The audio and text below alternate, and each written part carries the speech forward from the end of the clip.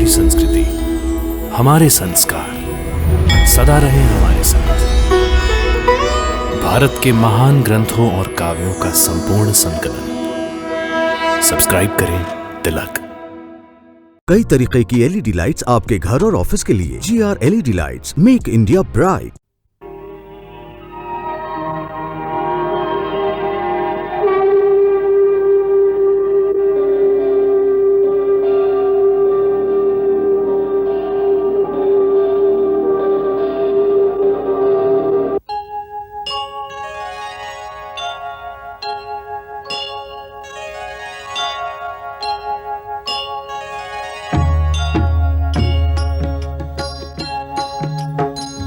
सीताराम चरित अति पावन, मधुर सरस अरु अति मन भावन।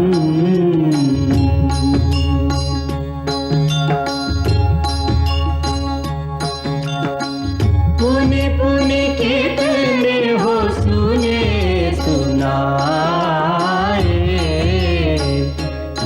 की प्यास बुझत न बुझाए।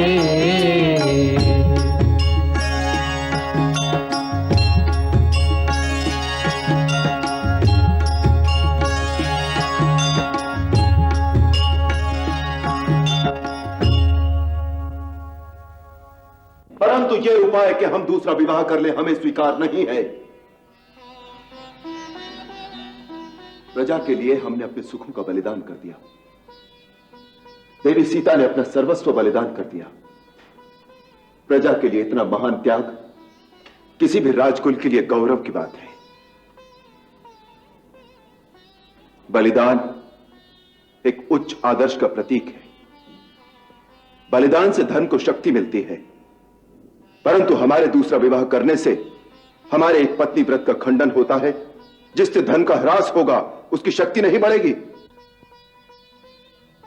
महाराज, इससे धर्म संकट उत्पन्न होगा। तो शास्त्रों में खोजिए, ऐसे धर्म संकट का कोई तो उपाय होगा। उपाय है। ऐसे अवसर पर पत्नी के आसन पर पत्नी की मूर्ति बिठाने का विधान है। शास्त्र कहता है कि ऐसे अवसर पर ब्राह्मण कुशा की, क्षत्रिय सोने की, वैश्य चांदी की और शूद्र तांबे की मूर्ति बनाकर साथ बिठा सकता है। महाराज, मैं आपसे सहमत हूं कि आपके लिए किसी और से विवाह करना धर्म विरुद्ध होगा। इसलिए विश्वकर्मा से प्रार्थना करूंगा कि वो देवी सीता की स्वर्ण मूर्ति का निर्माण करें।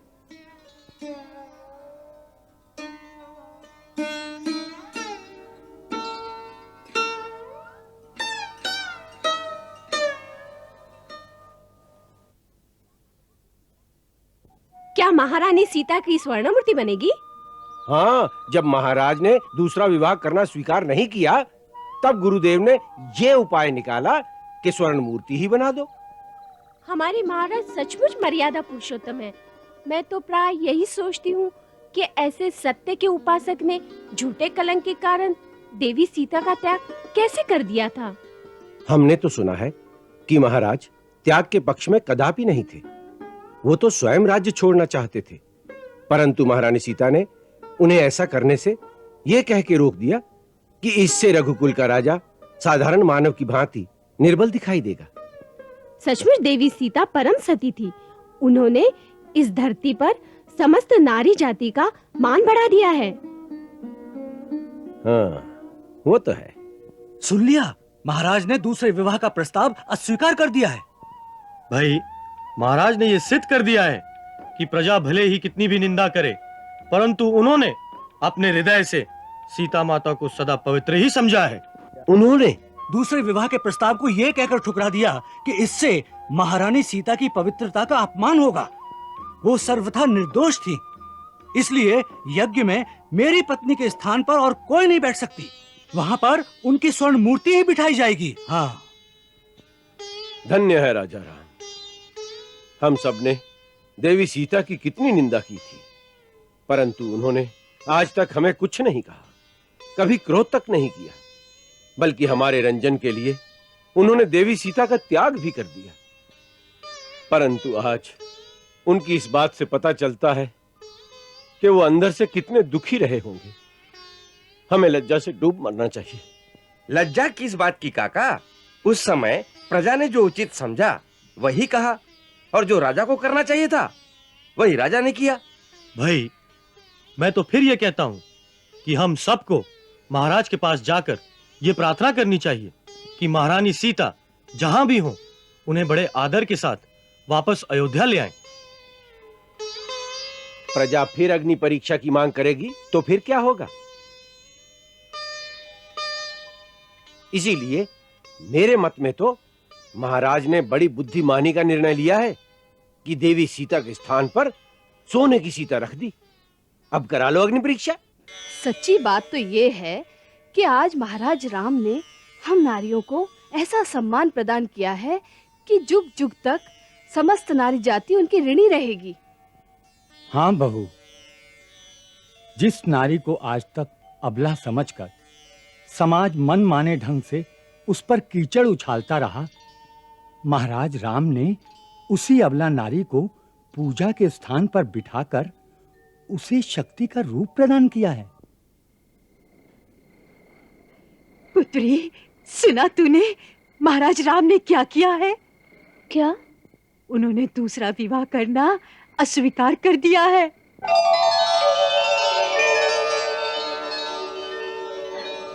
अच्छा? हाँ, सुना है उन्होंने कहा है कि मेरी सीता निर्दोष थी, गंगा की भांति पवित्र थी। दूसरा विवाह करके मैं उसका अपमान नहीं करूंगा।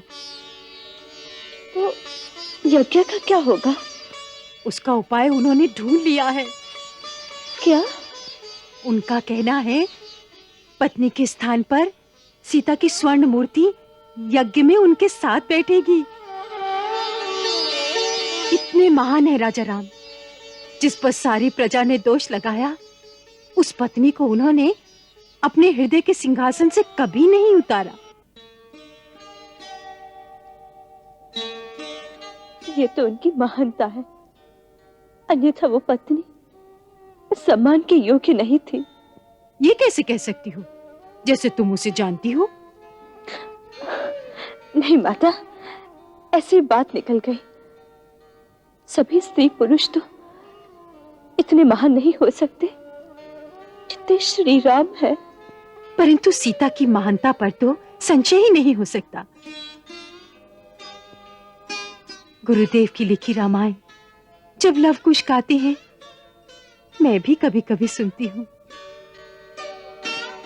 उसमें सीता का चरित्र सुनकर अनायास अश्रु बहने लगते हैं। जितने दुख उसने सहे, कौन सह सकता है? हाँ माता, अपने अपने कर्मानुसार ही सुख दुख मिलता है।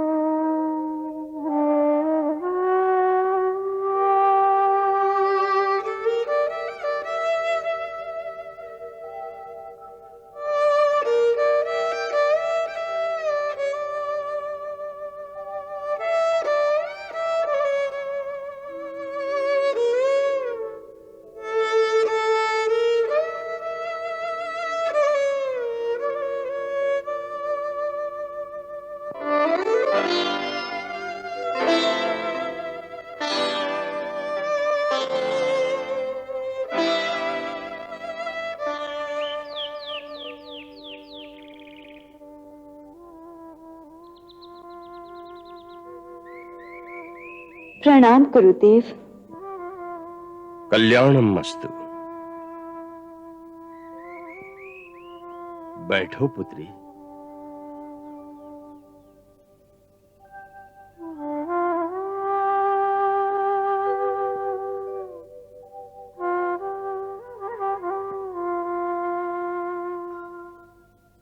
गुरुदेव, मुझसे एक पाप हो गया है, उसका मुझे प्रायश्चित करना होगा। इसके लिए मुझे कोई उचित उपाय बताइए, मेरा मार्गदर्शन कीजिए। पुत्री, तुम्हारा नाम लेने से समस्त पापों का नाश हो जाता है, फिर तुमसे पाप कैसे हो सकता है? कौन सा पाप किया है तुमने? मैंने पति पर झूठा संदेह किया है। उनकी उदारता देखिए, सारे संसार ने मुझ पर कलंक लगाया, परंतु उन्होंने मेरी पवित्रता पर रत्ती भर भी संदेह नहीं किया। अरे मैं हूं, कहीं से तनिक सुन लिया कि राजा यज्ञ के लिए दूसरा विवाह करेगा, तो मैं उन पर संदेह कर बैठी। भगवान प्रेम तो विश्वास की नींव पर ही स्थिर रहता है। अपने स्वामी के तय मेरे विश्वास में ये जो संदेह की सूक्ष्म सी रेखा आ गई थी, उस पाप का यदि मैं प्रायश्चित ना करूं तो उनके अनन्य प्रेम के अधिकारिणी कैसे रह सकूंगी। इसलिए मुझे कोई प्रायश्चित बताइए जिससे मेरा कल्याण हो। तुम धन्य हो पुत्री, और धन्य है तुम्हारा सतीत। तुम्हारी इच्छा अनुसार संयोगकरण व्रत की विधि मैं तुम्हें बतलाऊंगा। इस अनुष्ठान से समस्त दोषों का निवारण होगा और तुम्हें अतिशीघ्र पति के दर्शन भी होंगे।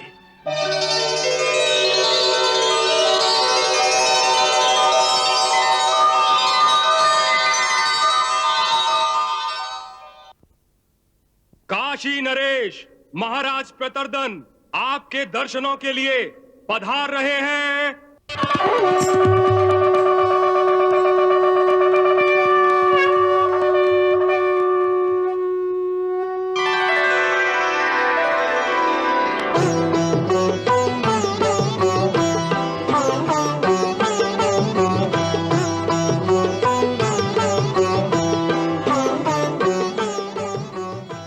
हे काशी नरेश, आपका अयोध्या में स्वागत है। आपके आगमन से हम कृतार्थ हुए। प्रभु जी, यह मेरा अहोभाग्य है कि इस शुभ अवसर पर अवधीपति ने अपने दास को बिसारा ही नहीं।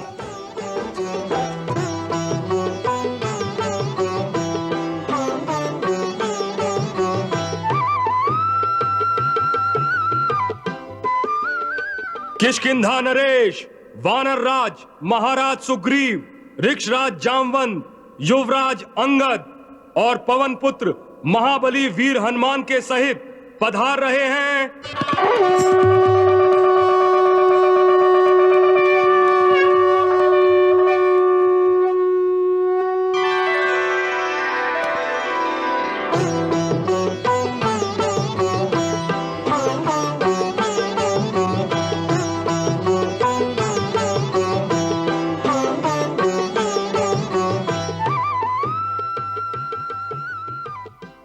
सखा, आपके आने से मेरा मन प्रफुल्लित हो गया। मेरे प्रभु, मेरा तो जीवन सफल कर दिया आपने।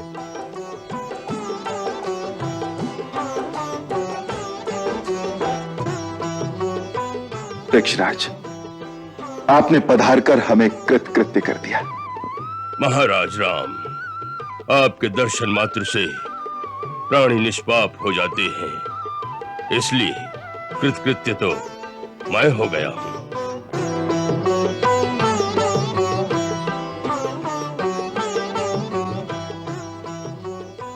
युवराज अंगद, तुम्हें लक्ष्मण के साथ मिलकर यज्ञ में आए हुए ऋषि मुनियों की सेवा का भार उठाना होगा।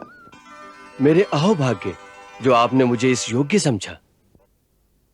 राक्षस कुलमणि लंकाधिपति महाराज विभीषण पधार रहे हैं।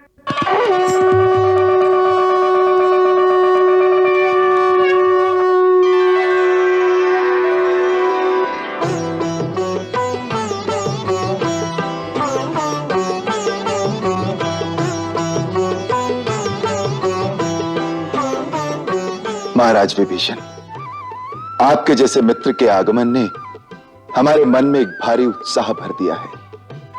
आपने इस यज्ञ में आकर हमारा गौरव बढ़ा दिया है। प्रभु, आपके द्वारा इस स्वागत से गौरव तो हमारा बढ़ा है। समस्त लंकावासी आपके इस परम स्नेह के लिए आपके सदा अनुग्रहित रहेंगे।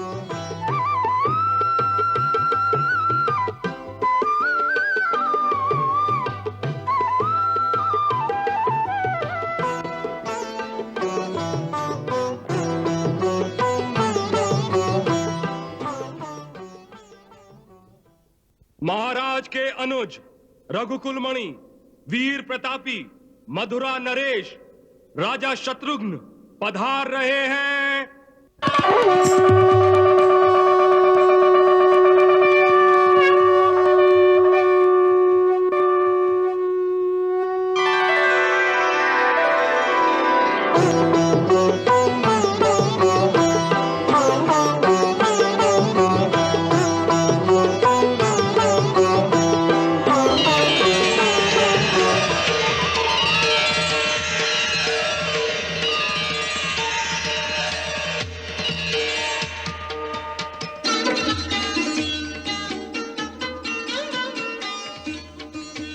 दीर्घायु हो, यशस्वी हो।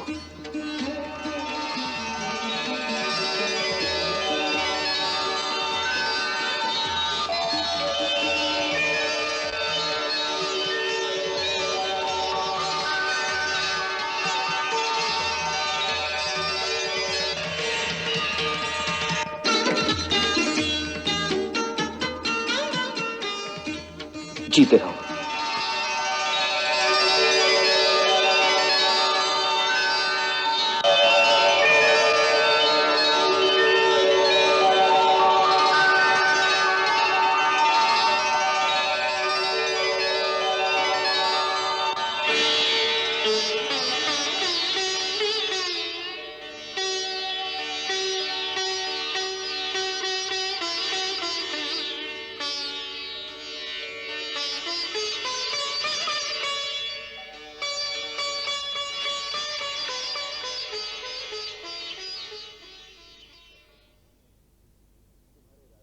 शत्रुघ्न, तुम्हारे राज्य में सर्वकुशल मंगल तो है ना?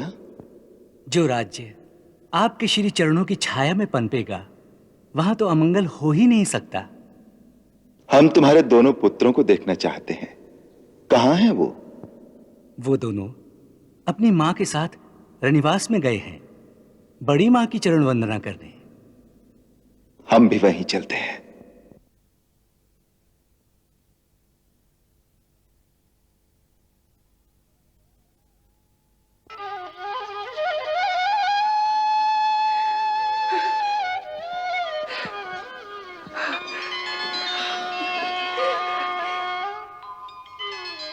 झुक झुक जियो मेरी पुत्री, झुक झुक जियो।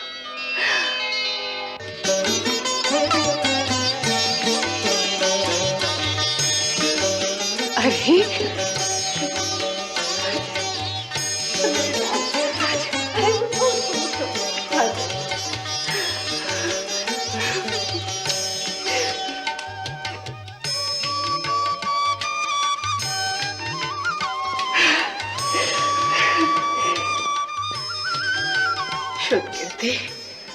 अति सुंदर है तेरे बालक। माताजी, ये सब आप ही का आशीर्वाद है। दीदी, दीदी सुना है शुभ कीर्ति आई है। शुभ कीर्ति।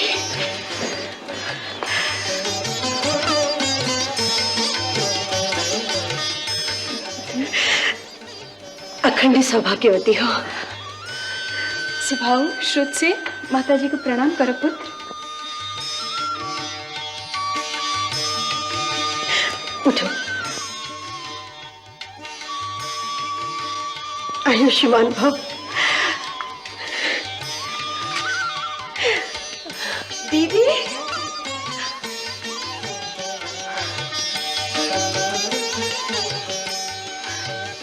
सौभाग्यवती भव।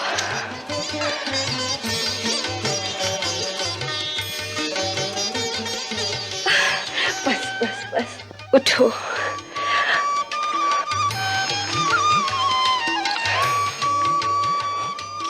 चिरंजीवी भव।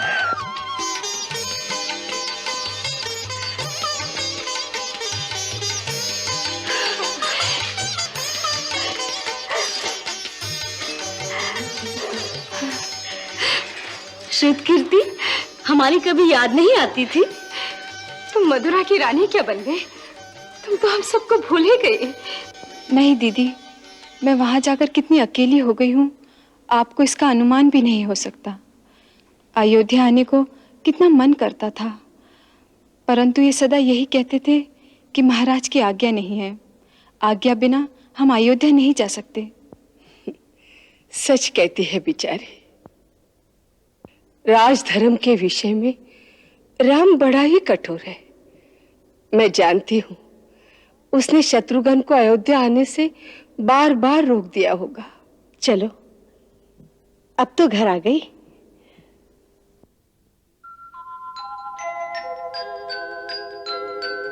अरे तुम लोग वहां क्यों खड़े हो? आओ अपने भाइयों से मिलो। ये भाई कहाँ से आए हैं? मदुरा से आए हैं। सुबाहु और शत्रुसेन दोनों शत्रुघ्न काका के पुत्र हैं। आओ इनसे मिलो।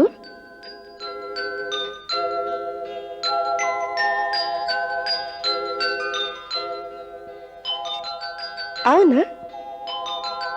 जाओ बच्चों।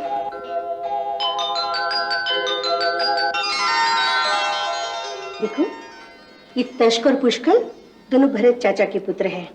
अंगद और चित्रकेतु लक्ष्मण चाचा के पुत्र हैं। और ये सुबाहु और श्रुतिसेन दोनों शत्रुघ्न चाचा के पुत्र हैं।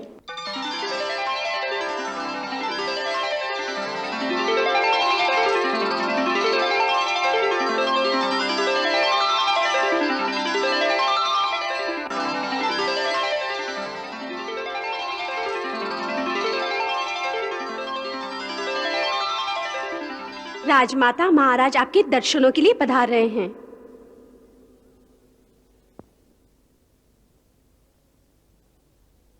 मंगल भवन अमंगल हारी, प्रभु सुदशरथ अजिर बिहारी।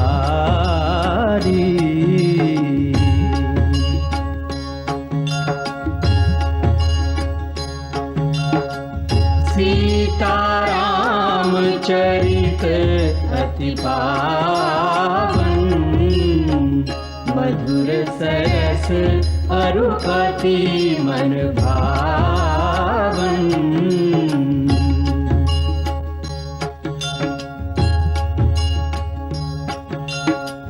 पुनि पुनि कितने हो सुने सुनाए, की प्यास बुझत न बुझ